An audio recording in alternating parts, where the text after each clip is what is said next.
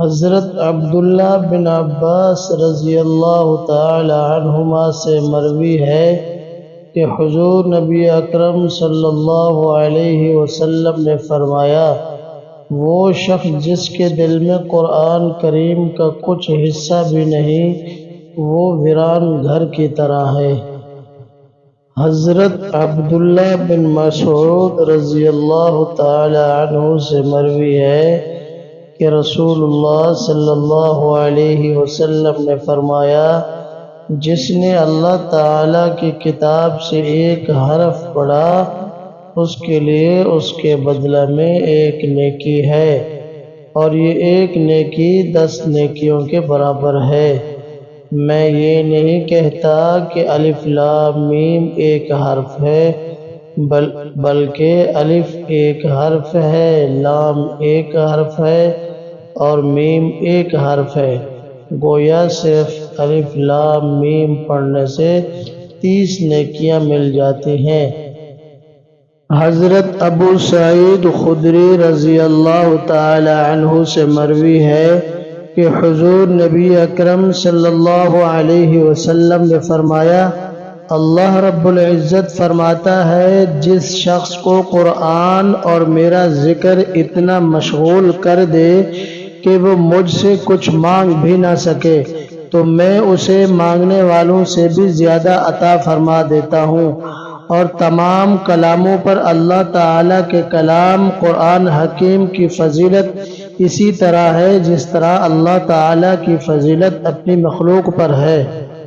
حضرت عبداللہ بن عمر رضی اللہ تعالی عنہما روایت کرتے ہیں کہ حضور نبی اکرم صلی اللہ علیہ وسلم نے فرمایا، روز قیامت قرآن مجید پڑھنے والے سے کہا جائے گا، قرآن مجید پڑھتا جا اور جنت میں منزل با منزل اوپر چڑھتا جا، اور یوں ترتیل سے پڑھ جیسے تو دنیا میں ترتیل سے پڑھا کرتا تھا۔ تیرا ٹھکانہ جنت میں وہاں پر ہوگا جہاں تو آخری آیت تلاوت کرے گا۔ حضرت ابو امامہ رضی اللہ تعالی عنہ سے روایت ہے کہ حضور نبی اکرم صلی اللہ علیہ وسلم نے فرمایا، اللہ تعالی نے بندے کو 2 رکعتوں سے جنہیں وہ ادا کرتا ہے زیادہ فضیلت والی کسی چیز کا حکم نہیں دیا۔